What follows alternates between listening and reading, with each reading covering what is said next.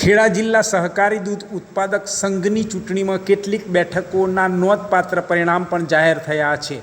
આજરોજ જાહેર થયેલા પરિણામમાં બોરસદ બેઠક પરથી કોંગ્રેસના ઉમેદવાર રાજેન્દ્રસિંહ પરમારને ભાજપના ઉમેદવારને 65 મતોના અંતરથી હરાવીને વિજય પ્રાપ્ત કર્યો છે. જ્યારે કપડવંજ બેઠક કોંગ્રેસના ભૂરાભાઈએ ભાજપના ધવલ પટેલને 11 મતોના અંતરથી પરાજિત કરી સસ્પેન્સભર્યો વિજય મેળવ્યો છે. જે અંતર્ગત આજરોજ કપડવંજ ખાતે ભવ્ય શોભાયાત્રાનું આયોજન કરવામાં આવ્યું હતું અને ડીજેના તાલ સાથે સમગ્ર વિસ્તાર જે કપડવંજ બ્લોક છે તે બ્લોકમાં તેમણે વિજય પ્રાપ્ત કર્યો હોય, જેને લઈને કપડવંજની જનતામાં ભારે ઉત્સાહ જોવા મળ્યો હતો અને મોટી સંખ્યામાં લોકો એકઠા થઈ અને ડીજેના તાલ સાથે આ શોભાયાત્રામાં જોડાયા હતા. કોંગ્રેસના ઉમેદવારનો વિજય થવાના કારણે કપડવંજમાં ખુશીનો માહોલ જોવા મળી રહ્યો છે. આ પરિણામો દર્શાવે છે કે કેટલીક બેઠકો પર કોંગ્રેસે મજબૂત પ્રદર્શન કર્યું છે, જ્યારે બહુમતી બેઠકોમાં ભાજપનું પ્રભુત્વ જોવા મળ્યું છે.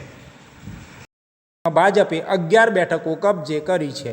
ભાજપે વ્યક્તિગત બેઠકમાં આણંદ, ખંભાત, પેટલાદ, નડિયાદ, કઠલાલ, માતર મળીને 7 બેઠકોની જીત મેળવી છે. 4 બિનહરીફ મળીને કુલ 11 બેઠકો કબજે કરી છે. કોંગ્રેસ પ્રેરિત 2 બેઠકો પર જીત પ્રાપ્ત થઈ છે.